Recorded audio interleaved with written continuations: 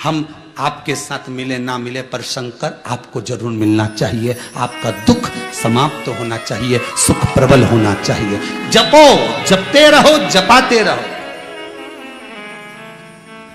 अगरबत्ती नहीं लगाए कोई बात नहीं, दिया नहीं जलाया घर में कोई बात नहीं, प्रणाम नहीं करा भगवान को कोई बात नहीं, पर मंत्र जरूर जपो। आपको देखकर चार को और प्रेरणा मिलेगी। फिर घर के बच्चे भी जाएंगे ना तो यही कह के जाएंगे, मम्मी मैं स्कूल जा रहा हूं, श्री शिवाय नमस्तुभ्यम बोल कर जाएंगे। किटी पार्टी में जाओ, 4 माता 6 माता 12 माता मिले, भले तुम किटी पार्टी में अपने आप को बहुत ओवर बना, भले कितना फैशन करके जाओ, पर एक बार जितने किटी में बैठी हो सारी किटी की महिलाओं को कह दो आज सब मिलकर बोलेंगे श्री शिवाय नमस्तुभ्यम। किसी को बुरा लगे तो लग जाए, तुम्हारा क्या जाए, अगली किटी हमारे यहां मत करना, मत समोसा खाना, इससे ज्यादा क्या। पर श्री शिवाय नमस्तुभ्यम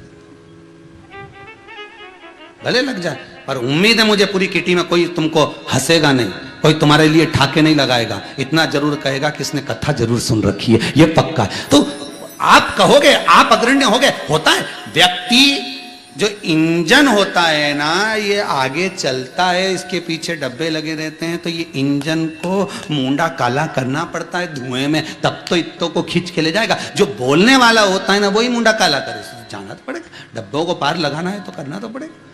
भजन चित्त स्मरण करे। माता पार्वती ने शंकर भगवान को देखा, शिव जी भगवान शंकर को देखकर वही श्रावण की शिवरात्रि के दिन माता पार्वती को गुरु मंत्र प्राप्त हुआ था शिव के द्वारा, और वो मंत्र कोई दूसरा नहीं, करुणा का मंत्र था, प्रेम का मंत्र था, स्नेह का मंत्र था। और दूसरा मंत्र माता पार्वती को प्राप्त हुआ था तुमरुका जी से। तुमरुका जी ने जो मंत्र दिया, पार्वती को पहले शिवलिंग का निर्माण करना नहीं आता था। भगवान शंकर के शिवलिंग का निर्माण कैसे करते हैं ये पार्वती नहीं जानती थी। भगवान शंकर की पूजन कैसे करते हैं ये पार्वती नहीं जानती थी। संसार के कई लोग हैं, इस मृत्यु लोक के कई लोग हैं जो शंकर जी के मंदिर भी जाते थे, लोटा भर के पानी भी चढ़ाते थे, धतूरा भी चढ़ाते थे, बेलपत्री भी चढ़ाते थे, शमी पत्र भी चढ़ाते थे, पर उनको ये नहीं मालूम था कि शमी पत्र का मतलब क्या है, उनको ये नहीं मालूम था आंख के फूल का मतलब क्या है, उनको ये नहीं मालूम था कि बेलपत्री का मतलब क्या है, उनको ये नहीं मालूम था कि पानी चढ़ाने का लाभ क्या है। एक एक शंकर भगवान की जलाधारी देखते थे, समझते थे कि ऐसी बनती होगी, पर उसमें पार्वती का स्थान कौन सा है, उसमें अशोक सुंदरी का स्थान कौन सा है, उसमें कार्तिकेय का स्थान कौन सा है, उसमें गणेश जी का स्थान कौन सा है। आप कथा सुन सुनकर इतने राजी हो गए कि अब आप दूसरे को बता सकते हो कि ये शंकर जी का ये स्थान है, ये पार्वती का स्थान है, ये गणेश जी का स्थान है। आपके भीतर शिव महापुराण इतनी संजो दी गई। अब पूजन करने में आनंद आता है, पहले मालूम नहीं था तो ऐसे कर देते, अब पूजन करने में आनंद आता है कि यहाँ गणेश जी हैं, यहाँ मैं कंकु लगा दूं, मैं चंदन लगा दूं, यहाँ भी चंदन लगाऊं, ये गोलधारी पे भी चंदन लगाऊं, ने शंकर जी के भी चंदन लगाऊं, ने ऊपर जो 5 कन्या हैं उनके भी चंदन, अब मन में आता है।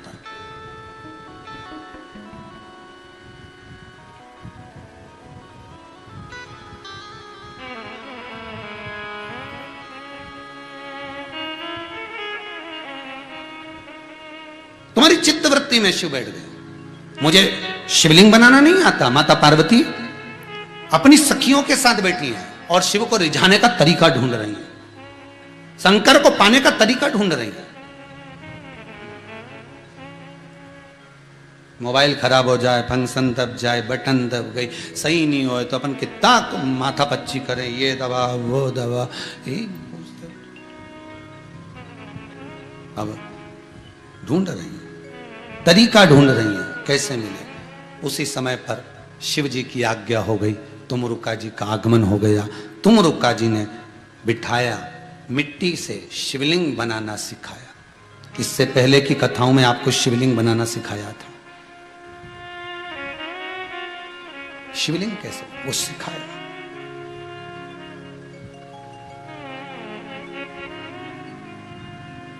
शिवलिंग का निर्माण करना सिखाया गया, और जो शिवलिंग का निर्माण करना सिखाया, फिर कहेंगे ब्राह्मण श्वेत मट्टी का शिवलिंग बनाए, क्षत्रिय लाल मिट्टी का शिवलिंग बनाए, वैश्य पीली मिट्टी का शिवलिंग बनाए, शूद्र काली मिट्टी का शिवलिंग का निर्माण करें। 6 अगस्त को श्रावणी शिवरात्रि के दिन शाम को 7 बजे से 8 बजे तक आस्था चैनल पर अपन जब कथा के अंतर्गत 7 बजे से 8 बजे तक जब अभिषेक करेंगे इस कोरोना महामारी को समाप्त करने के लिए तीसरी लहर ना आए और अपन रोग से मुक्त रहें और स्वास्थ्य अच्छा रहे, सबके घर में लक्ष्मी का भंडार भरे, उसके लिए जो अपन अनुष्ठान करेंगे 1 घंटे उसमें प्रयास करना आप भी कि सफेद मिट्टी, अगर ब्राह्मण हो तो श्वेत, वैश्य हो तो पीली, क्षत्रिय हो तो लाल, शूद्र हो तो काली। काली मिर्ची को पीस कर उसमें थोड़ा थोड़ा भाग आपको मिलाकर उसको मलकर फिर शिवलिंग का निर्माण कर कर अपने घर में रखना। जब 7 बजे पूजन चालू हो उससे पहले आप निर्माण कर लेना और निर्माण करने के बाद फिर पूजन का स्मरण करना। कोई ने प्रश्न किया है, एक इन पर्चों में है कि गुरुदेव हमें प्रश्न यह है कि हम सावन के महीने में जो शिवलिंग बनाते हैं उसको मिट्टी का पार्थिव शिवलिंग बनाते हैं, तो क्या हम उसको रात भर रख सकते हैं कि विसर्जन करना होता है? बहुत ध्यान से सुनिएगा, केवल शिवरात्रि का दिन एक ऐसा होता है जिस दिन आप रात्रि को अभिषेक करो, रात्रि को पूजन करो और रात भर शिवलिंग को रखकर सुबह ब्रह्म मुहूर्त में आप विसर्जन करो। एक शिवरात्रि, दूसरी हरतालिका तीज। एक शिवरात्रि, दूसरी हरतालिका तीज, जिस दिन भगवान शंकर का पार्थिव शिवलिंग का निर्माण कर कर आप सुबह ब्रह्म मुहूर्त में 5 बजे 6 बजे आपका जब भाव उत्पन्न हो जाए 4 बजे आप उठकर उसको फिर विसर्जन कर कर। पर बाकी के दिनों में अगर आप पार्थिव शिवलिंग का निर्माण करते हैं, बाकी के दिनों में अगर आप शिवलिंग बनाते हैं तो प्रयास करना कि आप रात्रि होने से पहले पूजन कर कर विधान कर कर उसका विसर्जन कर दें। केवल इसलिए ये जो शिवरात्रि का दिन लिया है, इसीलिए लिया कि दुकान से लोग फ्री हो जाएं, रात्रि का समय, शिवरात्रि का दिन, श्रावण का महीना, आप लोग आनंद पाएं और उसका अभिषेक पूजन कर कर उसका सुख पाएं, श्रावणी शिवरात्रि का आनंद पाएं। पर बाकी के समय पर अगर आप शिवलिंग बनाते हैं तो उसको रात्रि से पहले विसर्जन करना है। बाकी के रात भर नहीं रखना है, भले श्रावण के महीने में बनाए उसका भी हमें मना नहीं है, पर बनाए तो रात के पहले उसका विसर्जन होना चाहिए। शिव जी का विसर्जन, शिवलिंग का विसर्जन, पूजन करो, अर्चना करो, अभिषेक करो, अनुष्ठान करो, सब करो, विसर्जन। तो माता पार्वती को शिवलिंग का निर्माण करना अगर कोई सिखा रहे हैं तो तुमरुका जी सिखा रहे हैं। और तुमरुका जी ने जब शिवलिंग का निर्माण करना सिखाया, पार्वती जी ने मन से जिस गुरु से शिव महापुराण की कथा शंकर और पार्वती श्रवण कर रहे हैं, अर्थात जिसके दरवाजे पर जाकर शिव पार्वती ईश्वर जी और गोरा जी बनकर, गणा और गोर बनकर शिव महापुराण की कथा सुन रहे हैं, वह गुरु के रूप में माता पार्वती ने उसको स्वीकार किया,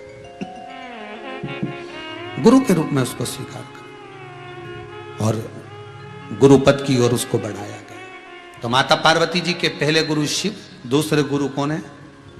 जम के बोलो आस्था पर, तुम रुका, तुम रुका। ये तुम रुका जी साधारण नहीं है, फिर निवेदन करूंगा, शिव के परम भगत है, परम भगत। किसी के शरीर पर लकवा लग जाए, पैरालिसिस हो जाए, शरीर काम करना बंद कर दे, प्रयास करना आधी बोतल सरसों का तेल या 1 बोतल सरसों का तेल, उसमें 5 कमलगट्टे, 5 लौंग, 5 काली मिर्ची उस तेल में डालकर शंकर जी को समर्पित कर दीजिए।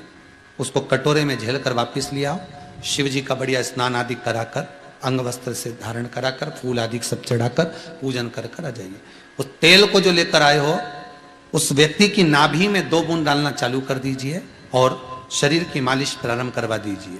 ज्यादा से ज्यादा 1.5 महीना लगेगा, वो व्यक्ति वापस चलना प्रारंभ कर देगा। पर नाम होना चाहिए तुमरुका जी। किसका नाम होना चाहिए? तुमरुका। तुमरुका जी कोई साधारण नहीं।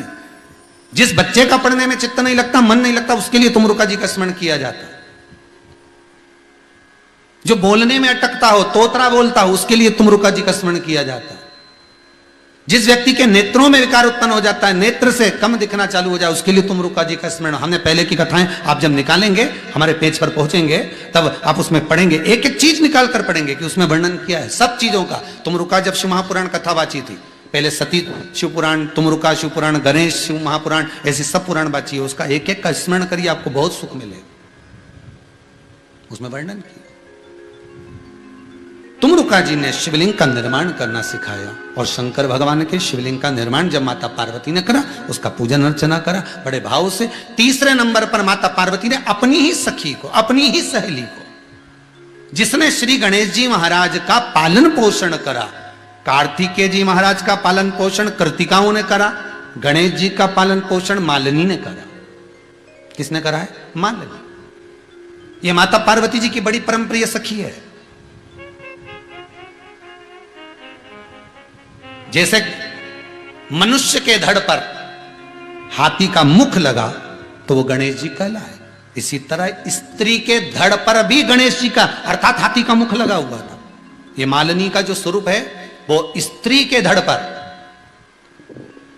नारी के धड़ पर हाथी का मुख लगा हुआ, स्त्री के धड़।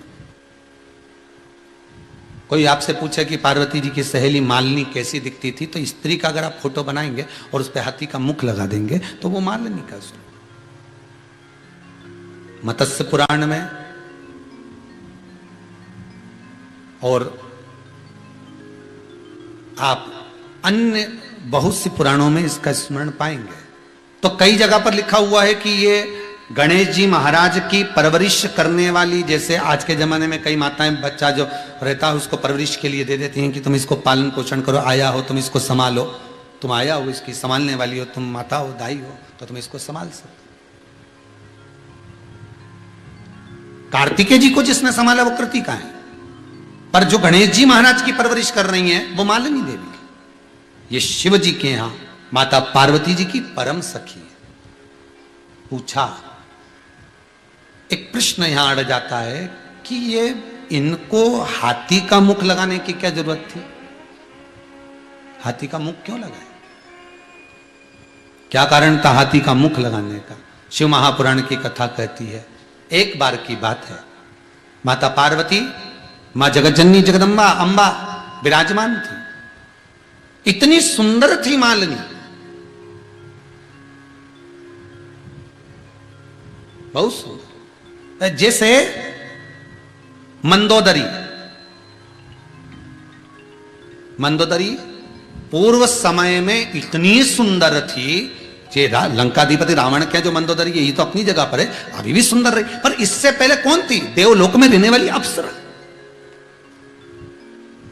ये मंदोदरी कौन? पूर्व समय की अप्सरा, और बड़ी सुंदर थी, बड़ी सुंदर, इतनी सुंदर कि इसका चित्त, इसका मन पार्वती जी के यहां लगा रहता था। ये पार्वती जी की सहेली बन गई, माता पार्वती जी की सखी बन गई, और पार्वती जी की सहेली बनकर, सखी बनकर माता पार्वती जी के आना जाना चालू कर दिया इसने। अप्सरा थी, देवलोक में रहती थी।